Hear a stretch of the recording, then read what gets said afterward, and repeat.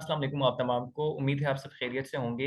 आज जो हमने टैक्सेशन मैनेजमेंट का जो हमारे पास पहला असाइनमेंट है, इसको मैं आपके लिए सॉल्व कर रहा हूँ और आखिर में इंशाल्लाह मैं आपके साथ इसकी जो सॉल्यूशन फाइल है, वो भी आपके साथ शेयर करूँगा। तो आखिर तक इस वीडियो को देखें और अगर आपको लगे कि वीडियो आपके लिए हेल्पफुल है, तो इस चैनल को ज़रूर सब्सक्राइब कीजिएगा, ठीक है? एज़ एन रिवॉर्ड, ठीक है? ताकि हमें कॉन्फिडेंस मिले और हम इस तरह की वीडियोज़ आपके लिए मज़ीद बनाते रहें। सो इसमें अगर आप देखें, आपके पास 3 सवाल दिए हुए हैं, बल्कि 4 सवाल दिए हुए हैं। पहले सवाल को अगर आप देखें, ये जो मैंने येलो से हाइलाइट किया हुआ है आपके लिए, इसमें लिखा है which of the following scenario is an example of tax avoidance and why?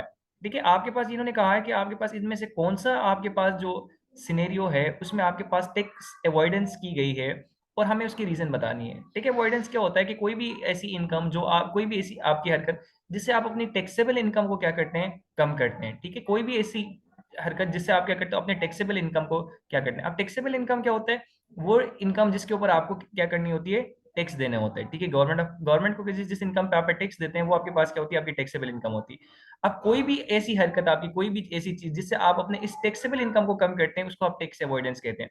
अगर आप इस दो सिनेरियोस को पढ़ें, पहले में लिखा हुआ mister Adil during the year earn taxable income of 9 lakh रुपए, ठीक है? इसने 9 लाख रुपए कमाए और 1,65,000 की कह रहा है कि got 165,000 exempted in according to tax law.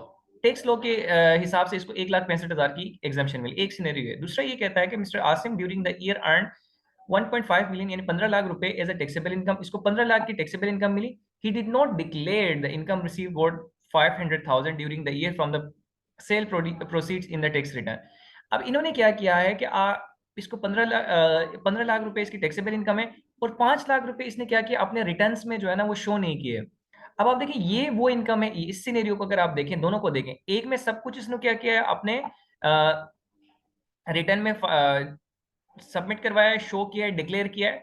और दूसरे में आपके पास क्या है, एक अमाउंट जो है, एक इनकम जो है, इसने अपने क्या किया है, इस आसिफ ने क्या किया है, अपने इन रिटर्न्स में शो नहीं किया है। अब जब आप अपने रिटर्न में जो चीज शो करते हैं ना, उसके वो आपके टैक्सेबल इनकम का पार्ट होता है। आप कुछ छुपा नहीं रहे हो और कुछ चीज अवॉइड नहीं कर रहे हो। और जो चीज जब आप कोई चीज अपने रिटर्न्स में जो आप फाइल करते हो हर साल, उसमें शो नहीं करते हो, तो वो आपके पास क्या होती है, दैट इज आपकी क्या होती है, आप मतलब कोई चीज चोरी करने की कोशिश कर रहे हो या आप गवर्नमेंट को जो है ना धोखा देने की कोशिश कर रहे हो। तो इस दोनों के लिए हमने क्या लिखना है, देखें, मैंने आपके पास यहाँ पे लिखा है सिनेरियो ए में। अगर इसको मैं आपके लिए हाईलाइट करूं, पहला वाला जो है, ठीक है, इसमें अगर आप देखें,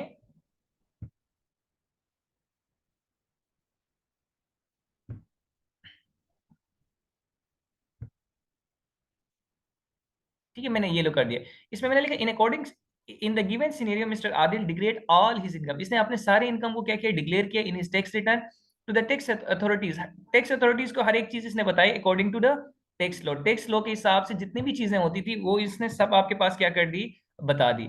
अब जब इसने बता दी, तो इसने कोई चीज चोरी करने की कोशिश नहीं की।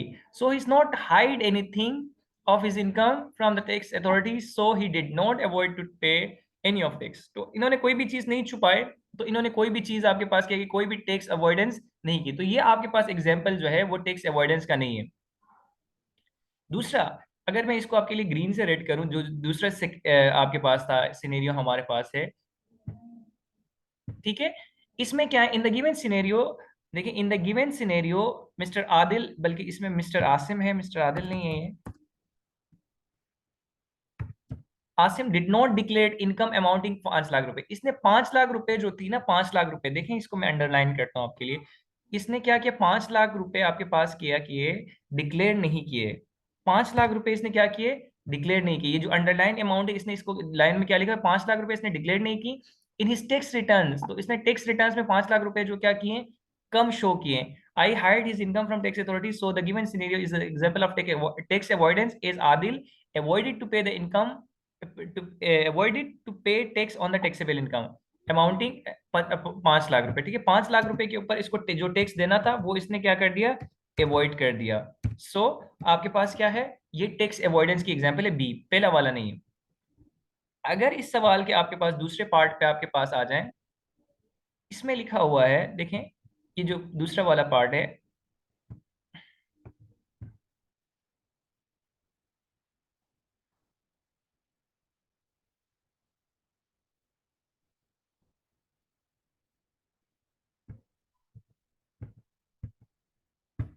दूसरे वाले पार्ट में आपके पास क्या किया है, mister Shams limited closes its accounting year on 30 September each year. इसकी जो अकाउंटिंग ईयर है वो क्या है, 30 सितंबर हर साल है। Determine it tax year for the income year starting from 31 October 2021 and ending on September 30 2022। ये कह रहा है कि आपके पास क्या करें, आप इसकी टैक्स ईयर बताएं कि जो कि आपके पास, क्योंकि इसका देखें, अगर आप देखें तीन तरह के आपके पास टैक्स ईयर होते हैं। एक आपके पास क्या होगा, नॉर्मल टैक्स ईयर होता है, एक आपके पास स्पेशल टैक्स ईयर होता है, और एक ट्रांजिशनल टैक्स ईयर होता है।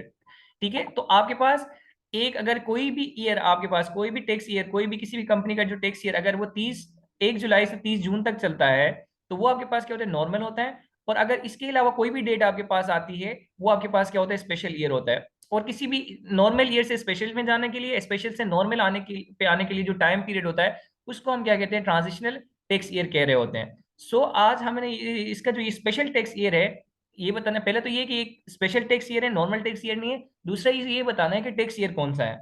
सो आपके पास देखिएगा, यहाँ पे मैं इसको अगर पर्पल से आपके पास, जी ब्लू से ही कर दिया। ठीक है, आपके पास क्या है, the tax year for mister Shams will be special tax year 2023। देखें, अगर आप सवाल को देखें, ये आपके पास क्या है, देखें आपके पास इसकी जो ईयर है, अकाउंटिंग ईयर, वो 1 अक्टूबर को शुरू हो रही है, और 30 अक्टूबर 2022 को आपके पास खत्म हो रही है। अगर नॉर्मल टैक्स ईयर होता तो वो आपके पास कौन से ईयर में फॉल करता, तो वो क्या थे, 30 जून आपके पास क्या होती, 2023 होती, अगर नॉर्मल ईयर इसकी होती।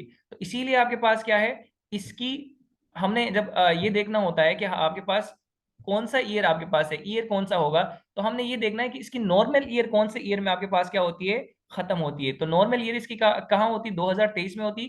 और ये स्पेशल ईयर है, तो हमने ये लिखा कि ये आपके पास टैक्स ईयर 2023 है।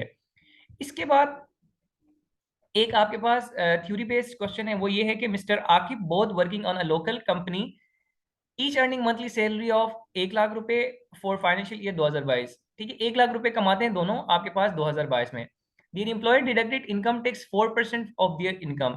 इनके जो एम्प्लॉयर है या इनकी जो कंपनी है, वो क्या करती है, 4% पे इनसे टैक्स काटती है। During the year 2023 the salaries got annual increment of 7% and 9% respectfully. Thus, this time the company will deduct 4% identify tax structure followed by the company. Calculations are not required. हमें ये बताना है कि देखो, आप इनकी इनकम आपके पास ईयरली इनकम जो थी वो 1 लाख रुपए थी, तब भी कंपनी इनसे क्या करती थी, 4% आपके पास क्या करती थी, दोनों से काटती थी। अब दोनों की इनकम जो है ना, वो बढ़ गई है 7% और 9% से।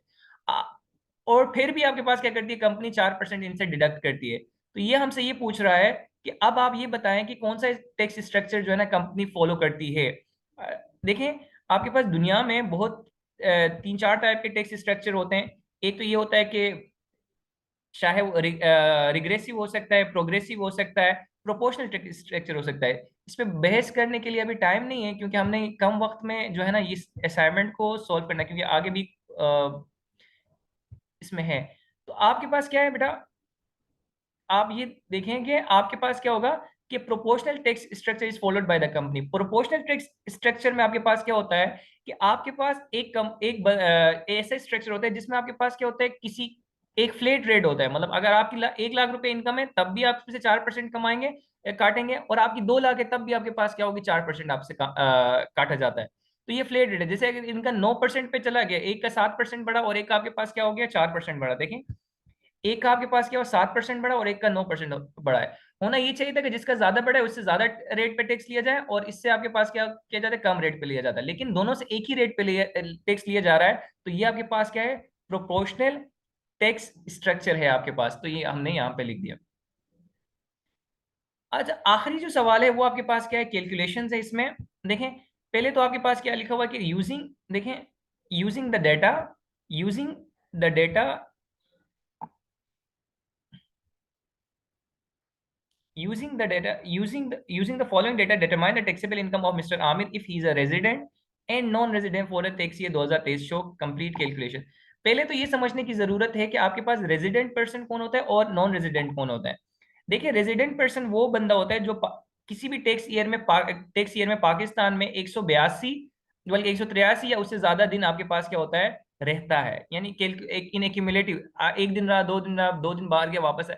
एक इन एक्यूमुलेशन आपके पास अगर 183 दिन या उससे ज्यादा कोई पाकिस्तान में रहता है तो वो रेजिडेंट पर्सन होता है। और अगर कोई इससे कम अरसा पाकिस्तान में रहता है तो वो क्या होता है, नॉन रेजिडेंट पर्सन होता है।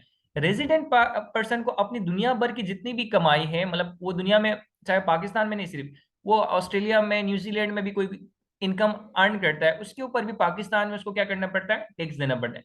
नॉन रेजिडेंट पर्सन को क्या करना पड़ता है, सिर्फ अपने पाकिस्तान सोर्स ऑफ इनकम पे क्या करना होता है, टैक्स देना होता है। अब अगर आप यहाँ पे देखें, यहाँ पे इसकी क्या दी हुई है, बेसिक सैलरी दी हुई है 4 लाख रुपए। Income receive from land out storing wheat crops, आपके पास जो कोई इसने अपनी लैंड को क्या किया हुआ था, रेंट आउट किया हुआ था, उसके 4 लाख रुपए मिले हैं। रेमिटेंस इसने रिसीव किए इंग्लैंड में, वो 6 लाख रुपए हैं। और मंथली मेडिकल अलाउंस है वो आपके पास क्या है, 50,000 है। सो अगर ये पाकिस्तान अगर एज ए रेजिडेंट हम बात करें तो इसकी बेसिक सैलरी कितनी है, 4 लाख रुपए। हम एज्यूम करते हैं कि पर मंथ की इसकी सैलरी है 4 लाख रुपए। तो हमने क्या किया, इसको 12 से मल्टीप्लाई किया तो आपके पास क्या गया, ये आपके पास क्या गया, 4.8 मिलियन, यानी पूरे साल की इसकी इनकम हो गई। इसके बाद इसको मेडिकल अलाउंस मिल रहा है 50,000 रुपए। मैंने यहाँ पे लिखा हुआ है एज्यूमिंग, एज्यूमिंग मंथली। हमने ये क्या एज्यूम किया, ये क्या है, मंथली आपके पास क्या है, इसकी अलाउंस इसको मिल रहा है। तो इसको 12 से मल्टीप्लाई किया तो आपके पास क्या बने, साल के आपके पास क्या बने, 6 लाख रुपया आपको इसको क्या मिला, मंथली साल के अलाउंस मिला। लेकिन इसमें एक रूल ये होता है कि आपके पास क्या होता है कि अगर किसी को मेडिकल अलाउंस मिल रहा है ना, इसमें हमने क्या करना होता है, लो 10% तक, 10% ऑफ बेसिक सैलरी तक इसको क्या की जाती है, एग्जेम्प्ट मिल जाती है, उसके ऊपर आपको टैक्स नहीं देना होता है। जो अलाउंसेस होते हैं ये आपके पास क्या होते हैं, परक्विजिट्स होते हैं, जो आपके पास क्या करता है, अलाउंस और परक्विजिट्स, इनको हम जब टैक्सेबल इनकम मालूम करते हैं तो सैलरी में क्या कर रहे होते हैं, ऐड कर रहे होते हैं। लेकिन मेडिकल अलाउंस अगर किसी को मिल रहा है तो उसमें आपके पास क्या होता है कि 10% ऑफ बेसिक सैलरी तक उसको क्या की जाती है, एग्जेम्प्ट किया जाता है। अब देखिए इसको अलाउंस कितना मिल रहा है, 6 लाख रुपए का। लेकिन मैंने यहाँ पे लिखा है exempt up to 10% of basic salary. 10% of basic salary आपके पास क्या होगी, ये एग्जेम्प्ट होता है। तो आपके पास इसकी बेसिक सैलरी कितनी है, यहाँ पे 4,48 लाख रुपए है। और उसका 10% आपके पास क्या बना, 4,80,000 रुपए है। तो 6 लाख में से 4,80,000 को माइनस कर तो आपके पास क्या बना, 1,20,000 रुपए। ये सैलरी में क्या होगा, इसके एड होगा। और ये आपके पास क्या है, टोटल अलाउंस था, उसमें से 4,80,000 एग्जाम्प्ट है। बाकी जो बचा वो उसकी सैलरी में ऐड होगा, उसके ऊपर वो क्या करेगा, टैक्स देगा। तो इन सबको ऐड करोगे तो आपके पास क्या गया, इनकम फ्रॉम सैलरी आ गया। अब जो इसने रेंटल इनकम कमाया था, यहाँ पे देखें इसको आपके पास क्या मिला, रेंट मिला, income receive from land out for storing wheat. तो ये आपके पास क्या है, रेंटल इनकम है इसका। तो ये आपके पास क्या हो गया, इसको इसमें ऐड करें तो ये आपके पास क्या हो गया, 4 लाख का ये आ गया।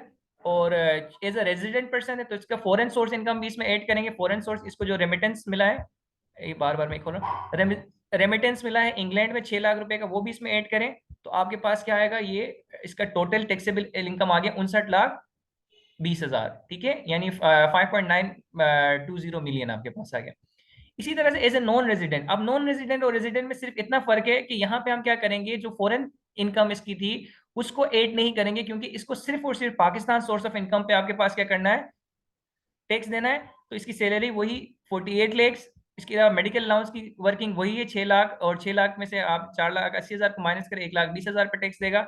इनकम फ्रॉम सैलरी ये वही आपके पास आएगा, और इनकम फ्रॉम प्रॉपर्टी आपके पास यही है।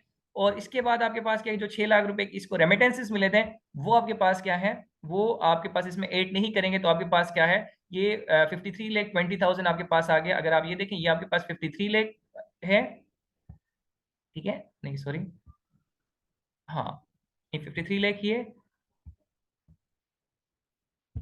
ठीक है। और ये अगर आप देखें तो ये आपके पास क्या है, 59 लाख है, क्योंकि आपके पास इसको यहाँ पे हमने क्या किया, टैक्सेबल किया है फॉरेन सोर्स इनकम पे भी। और ये क्यों, चूंकि रेजिडेंट आपके पास है। होप सो ये जो आपको जो भी आपके पास ये वीडियो मैंने आपके लिए बनाई है, ये इंशाल्लाह आपके लिए काफ़ी हेल्पफुल होगी। और अगर आपको लगे कि ये हेल्पफुल है तो ज़रूर इस चैनल को सब्सक्राइब कीजिएगा, क्योंकि मैं मज़ीद भी आगे इस तरह के वीडियोस आपके लिए जो है ना, जो भी असाइनमेंट्स आपके पास आएंगे वो बनाता रहूँगा, तो आपको बआसानी वो जो मैसर होंगे। ठीक है, और किसी को ये जो वो चाहिए हो सोल्यूशन फाइल, तो वो कमेंट्स में मुझे बताइएगा, तो मैं उसके साथ शेयर कर दूंगा। ठीक है, शुक्रिया, अस्सलाम वालेकुम।